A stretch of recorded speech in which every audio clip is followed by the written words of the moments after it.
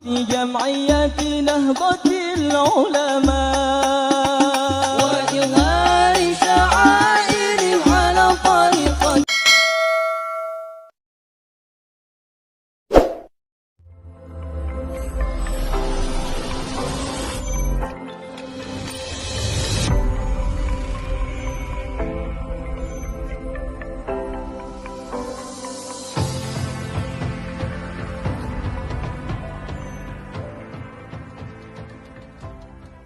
Peringatan Hari Lahir Nahdlatul Ulama ke-95, Khidmah NU menyebarkan aswaja dan meneguhkan komitmen kebangsaan. Bismillahirrahmanirrahim. Assalamualaikum warahmatullahi wabarakatuh. Yang saya hormati, Yang Mulia Rois Am beserta para Kiai Sepuh, yang saya hormati Ketua Umum Tanfizyah dan jajarannya, yang saya hormati para mustasyar dan akwan,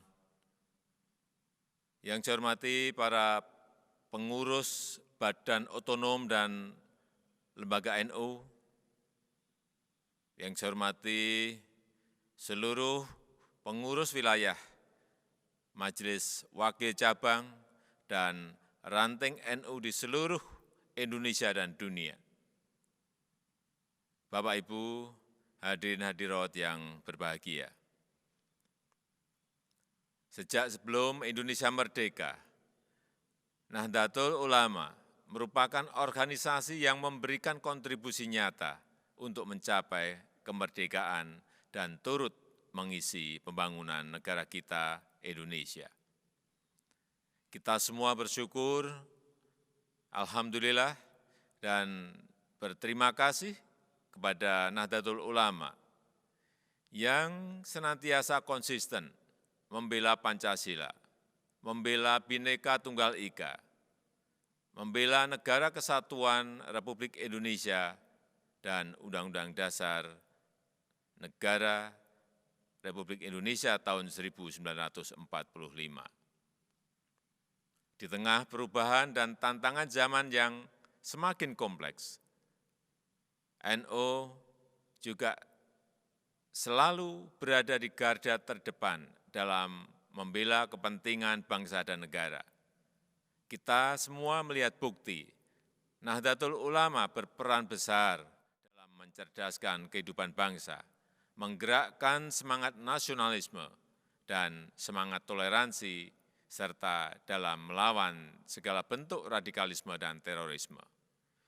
Peran strategis para kiai dan ibu nyai, para santri, bersama-sama seluruh pemangku kepentingan bangsa ikut membangun masa depan Indonesia dan sangatlah diharapkan, apalagi dalam menjawab tantangan era revolusi industri jilid keempat dan kompetisi global sekarang ini. Saya bangga menyaksikan para Nahdliyin muda, para santri berperan aktif dalam pemberdayaan ekonomi umat yang berbasis pesantren. Setiap saya mengunjungi pesantren-pesantren, saya melihat optimisme, karena saya melihat para santri tidak hanya faham ilmu agama, tapi juga wirausaha. Bahkan saat ini para santri sudah melek digital dan tidak sedikit yang menjadi pelopor teknologi informasi yang bisa membawa manfaat nyata bagi negara ini. Dalam kesempatan yang baik ini, saya mengucapkan selamat hari ulang tahun milad yang ke-95 untuk Nahdlatul Ulama. Semoga Allah Subhanahu wa Ta'ala senantiasa merahmati dan memberkahi Nahdlatul Ulama serta warga Nahdliyin di seluruh dunia. Mari kita dukung terus Nahdlatul Ulama agar bergerak dan terus berkontribusi untuk memperkuat kehidupan bangsa Indonesia dan memajukan peradaban dunia dengan spirit Islam Nusantara yang rahmatan lil alamin. Wallahul muwaffiq ila aqwamit thoriq. Wassalamualaikum warahmatullahi wabarakatuh.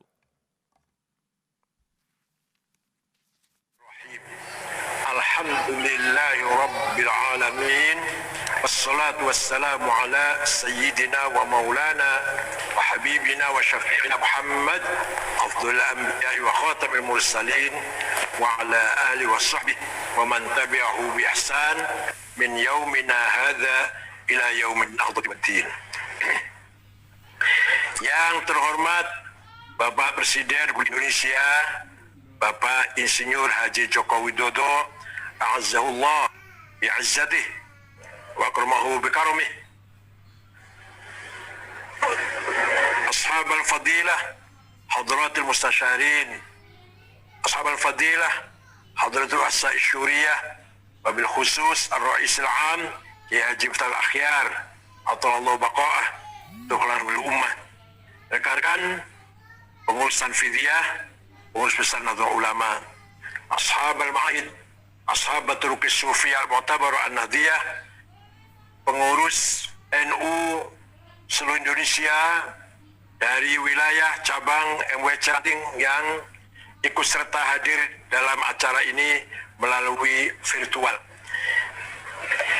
Alhamdulillah, malam hari ini kita bersyukur kepada Allah, syukuran aziman, hamdan kathiran, karena usia Nahdlatul Ulama telah memasuki usia yang cukup dewasa, hampir 100 tahun, yaitu menurut hitungan Qamariyah 98 tahun. Kalau hitungan Syamsiyah 95 tahun. Fakir dan lain-lainnya gagal membangun muasyarah dan muamalah masyarakat. Itu yang harus kita syukuri bagi kita ini. Oleh karena itu yang sering sekali saya katakan, silahkan belajar cari ilmu ke Arab. Gus Dur keluar Irak, Gus Mus keluar Mesir, Pak Quraish Shihab Mesir, Alwi Shihab juga adiknya, Pak Agil Munawar keluar Mekah, senior saya itu, saya jelek-jelek ya 13 tahun di Mekah ini, S1 sampai S3. Pulang jangan bawa budayanya, bawa ilmunya. Kenapa? Budaya kita lebih unggul daripada budaya Arab. Contoh satu aja kecil, contoh kecil saja. Di sana lewat di depan orang sedang sholat biasa, malah melangkahi kepalanya orang lagi sujud biasa. Ayo, yang sudah pernah haji, yang sudah haji pasti pernah mengalami kepalanya dilangkahi lagi sujud itu. Di kita jangan coba-coba melangkahi kepala orang lagi sujud atau lewat di depan orang lagi sholatnya sudah jelek sekali di kita ini. Di sana kak adik panggil kakak tidak ada kak, mas, bang, gak ada. Namanya dua kalian saja langsung. Di kita betapa jeleknya kalau adik panggil namanya saja pada kakaknya. Kak, harus ada kan, kak, mas, bang. Kalau namanya saja nggak biadab itu orang adik itu nggak beradab. Itulah budaya kita lebih baik daripada mereka. Banyak contohnya, ini contoh sekedar, contoh kecil saja. Nah, begitu pula yang kuliah, silakan kuliah ke Amerika, Eropa, Australia, monggo sekolah di Amerika, Australia, Eropa, monggo. Tapi pulang bawa teknologi, jangan bawa budaya. Nanti mentang-mentang dari Amerika pulang kesana kemari bawa whisky, bawa botol whisky dengan pacarnya, duduk di pinggir jalan ciuman gitu. Jangan. Budaya kita punya sopan santun, tidak pantas kita ciuman di pinggir jalan di depan orang ramai, nggak pantas. Itu bukan budaya kita. Oleh karena itu kita harus yakin, harus bangga dengan keunggulan budaya kita. Kadzalika zayyana likulli ummatin amalahum. Demikianlah saya jadikan bagi setiap umat kebanggaannya masing-masing. Nah, kita ini bangga dengan budaya kita.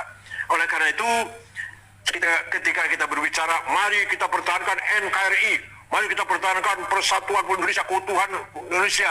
Bukan hanya keutuhan darat dan lautnya, geografinya, bukan hanya keselamatan geografinya, tapi yang paling penting lagi keselamatan budayanya, kepribadiannya, jati dirinya. Kalau sudah kepribadian hilang, hilanglah martabat kita semua ini. Nah, pesan saya untuk menghadapi era sekarang ini, mari generasi muda atau ulama seperti yang disinggung oleh Presiden tadi, yang saya harapkan mampu mengkontekstualisasikan ajaran kitab kuning, ilmu-ilmu yang ada dalam kutub Turath, kitab kuning. Ayo kita harus mampu mengkontekkan. Sebenarnya semua masalah-masalah yang prinsip yang berkaitan dengan syariat Islam di kitab kuning sudah ada. Ya, kalau toh membutuhkan tambah-tambahan isi hadiah baru itu sedikit sebenarnya. Semua sudah dibahas pada pokok-pokoknya. Tinggal kita harus mampu bagaimana agar nas ibarat yang ada di kitab Turath itu mutabaqah liz-zaman, munasabah lil waqi', kontekstual dan cocok dengan zaman sekarang ini. Oleh karena itu, kita harus bangga dengan pesantren, kita bangga dengan kitab kutub Turath, kita bangga dengan kiai-kiai yang selalu berpegang teguh dengan nilai-nilai prinsip-prinsip Ahlussunnah wal Jamaah, dimulai dari Sapinah, Sulam, Sulam Taufik, Fathul Qorib, Fathul Wahab, dan seterusnya, Mahalli, Iqna, dan seterusnya. Kita bangga dengan Jawahirul Kalamiyah, Tijan Darori, Aqidatul Awam, dan puncaknya misalkan Fathul Majid atau katakan Maqalatul Islamiyin karena Imam Asy'ari. Kita bangga dengan kitab Bidayatul Hidayah, Adabuddin, kemudian sampai ke Minhajul Abidin, sampai ke Ihya Ulumuddin. Itu kita harus bangga dengan prinsip-prinsip yang kita warisi dari para ulama Sunnah wal Jamaah, terutama madhab Asy'ari, madhab Syafi'i, dan madhab Abu Hamid Al-Ghazali dalam tasawuf. Sedikit tekankan, mari kita tingkatkan solidity kita, kesolidan kita. PSR kita paling bagus. Tingkatkan ketaatan ranting harus taat pada MWC. MWC harus taat pada cabang harus taat pada wilayah harus taat pada PBNU. Itu kalau kita ingin menjadi organisasi yang sukses, harus disiplin dari tingkat PB sampai tingkat ranting. Betul-betul punya komitmen, punya semangat, ingin membangun kesolidan, solidity, agar betul-betul berwibawa. Jangan sampai kita diketawain orang luar karena kita main sendiri-sendiri, jalan sendiri-sendiri, orang lain ketawa itu. Katanya ulama, katanya kiai-kiai, organisasi kiai-kiai, kok bertengkar. Nah ini, jangan sampai begitu. Kita tunjukkan kita solid, nggak ada pertengkaran. Beda pendapat biasa, pertengkaran perusahaan tidak ada. NU di bawah pimpinan Pengurus Besar Nahdlatul Ulama, di bawah pimpinan Kiai Haji Miftahul Akhyar. NU 1 di bawah pimpinan Rois Syuriah setiap wilayah dan ketuanya, Rois Syuriah setiap cabang dan ketuanya, Rois Syuriah MWC dan ketuanya, Rois Syuriah Ranting dan ketuanya. Semuanya itu harus solid, tidak boleh ada yang jalan sendiri tanpa ada komando, tanpa ada isyarat dari pimpinan pusat. Itulah yang kita maksud dengan solidity kita harus kita tingkatkan. Melihat keadaan kita sekarang tantangannya sangat luar biasa, yaitu apa? Intoleran. Di mana-mana terjadi intoleransi. Dikira mereka itu paling Islam. Dikira mereka itu dalam jalan yang benar. Ternyata sebenarnya mereka itu merugikan Islam itu sendiri. Itu intoleransi, satu langkah lagi menjadi fanatisme, satu langkah lagi menjadi radikalisme, kemudian menjadi ekstremisme, kemudian menjadi teroris. Itu kalau dimulai dari intoleran. Yang kedua, mari kita suarakan keadilan. Karena masyarakat rakyat kita banyak sekali yang tertindas, masih banyak yang miskin, masih banyak yang belum mendapatkan haknya dengan wajar. Mari kita berpihak pada rakyat kecil, pada pro-pur, harus kita berpihak pada rakyat kecil yang masih butuh pendampingan, afirmasi dari kita semua. Ada perusahaan yang mengelola tanah 5 juta hektar, tapi banyak warga yang 1 jengkal saja nggak punya. Cari makan saja masih kesulitan. Nasibnya aja belum tentu entah kemana, nggak jelas nasibnya seperti apa. Nah ini harus kita tunjukkan NU bersama masyarakat kecil, NU bersama masyarakat miskin yang belum mendapatkan haknya dengan wajar, belum mendapatkan kehidupan yang wajar. Begitu pula dalam menghadapi COVID-19 ini, saya tegaskan kepada Bapak-Bapak semuanya bahwa virus corona itu ada. Virus corona itu ada dan sangat membahayakan, terutama kepada orang yang sedang punya penyakit jantung, diabetes, paru-paru, sudah usia lebih dari 60 tahun seperti saya ini, maka mudah sekali terjangkit dan sulit untuk disembuhkan. Kalau masih muda, belum ada penyakit, mudah disembuhkan. Maka kita harus waspada, kita harus menjalankan protokol kesehatan, menjaga jarak, pakai masker, dan cuci tangan, dan nanti kalau sudah ada vaksin secara massal, kita semua harus rame-rame mengikuti vaksin yang sudah diatur oleh pemerintah itu. Karena apa? Antara lain vaksin itu bisa menjaga, bisa menumbuhkan kekebalan tubuh kita untuk menolak bahayanya virus corona COVID-19 ini. Betul, saya ngomong ikhlas, betul, saya ikhlas bahwa sekali lagi virus corona itu ada. Jangan disangka saya ingin dibayar kayak gini. Nanti ada yang nyangka saya dibayar ngomong kayak gini. Enggak, tidak, wallahi tidak. Tapi betul-betul saya demi keselamatan kita semua, virus corona itu ada dan bahaya. Maka ayo kalau ada vaksin nanti pertengahan Maret katanya sudah mulai masa semuanya divaksin. Ayo kita sukseskan agenda vaksin ini. Saya ngomong seperti itu bukan dibayar, bukan kita pro pemerintah, tidak. Tapi betul yang menyelamatkan kita semua. Sekali lagi, kiai-kiai, wahai kiai-kiai, wahai para ustaz, wahai para pengurus NU, COVID-19 itu ada dan membahayakan. Terima kasih, selamat berulang tahun yang ke-95 atau 98. Mudah-mudahan Allah memberikan kekuatan kepada kita semua, lahir batin, sehingga NU semakin bermanfaat, berkah untuk bangsa Indonesia dan untuk dunia internasional. Syukran wa dumtum fil khair wal barakah wa najah wa yakhudh bi aidina lima fis salah wal khair wan najah wal barakah wa yahfazna min al ahad wal afat wal mihan wal fitan wal ham wal gham wal amrad wal asqam wa huwal muwaffiq lakum at-tariq. Wassalamu alaikum warahmatullahi wabarakatuh. Kamilatan wa sallim salaman tamima ala sayyidina Muhammadin alladhi tanhallu bil qadwa tanfariju bil qurab wa tuqadda bil hawaij wa tunabil ghaib wa hasra khatim wastasqal ghamam bi wajhil karim wa ala alihi wa sahbihi fi rabbana zalamna anfusana wa illam taghfir lana wa tarhamna lakuna khasirin. Allahumma la khaira illa khairuk wa la tayra illa tayruk wa la ilaha ghairuk la ya'ti bil hasanati illa anta ولا تدفع السيئات إلا أنت ولا حول ولا قوة إلا بك لا مانع لما أعطيت ولا معطي لما أنزلت منك الجد. إنا نسألك بمقاعد العز والشكر وبمنتهى الرحمة من كتابك وباسمك الأعلى ومجدك الأسنى وإشراق نور وجهك الأجلى وبفضلك الكريم وجودك العميم وبكلماتك التامات التي لا يجاوزهن بار ولا فاجر يا أكرم قوم حسيب يا جدير أن تسهل أمورنا وتقضي حاجاتنا وتبلغ مقاصدنا والآخرة.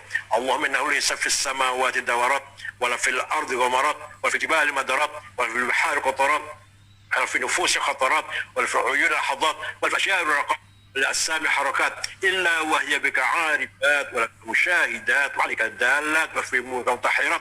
فبالقدرة التي سخرت بها أهل الأرض والسماوات سخر لنهضة العلماء قلوب المخلوقات سخر لنهضة العلماء قلوب المخلوقات سخر لنا قلوب المخلوقات وعطف قلوب العالمين بسرهم علينا وليس قبولا بسلماها.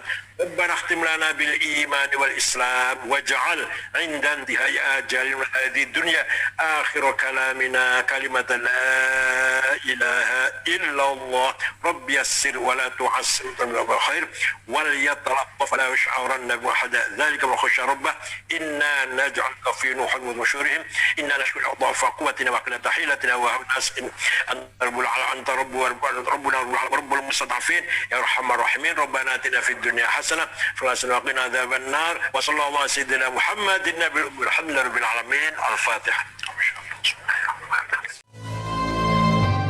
Kiai Haji Hasyim Asy'ari adalah salah seorang pahlawan nasional yang juga merupakan pendiri Nahdlatul Ulama, organisasi massa Islam terbesar di Indonesia.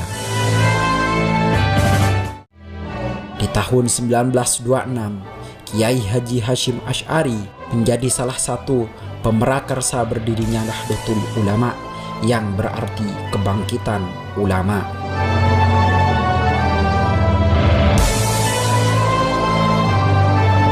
Sejarah pendirian Nahdlatul Ulama. Akibat penjajahan dan kungkungan tradisi telah menggugah kesadaran kaum pelajar untuk memperjuangkan martabat bangsa ini melalui jalan pendidikan dan organisasi. Gerakan yang muncul pada tahun 1908 yang dikenal dengan kebangkitan nasional, semangat kebangkitan terus menyebar setelah rakyat pribumi sadar terhadap penderitaan dan ketertinggalannya dengan bangsa lain. Pada tanggal 16 Rajab 1344 Hijriah atau 31 Januari 1926 di kota Surabaya, organisasi ini didirikan, yang mana dipimpin oleh Kiai Haji Hashim Asy'ari sebagai Rais Akbar. وإظهار شعائره على طريقة جمعية نهضة العلماء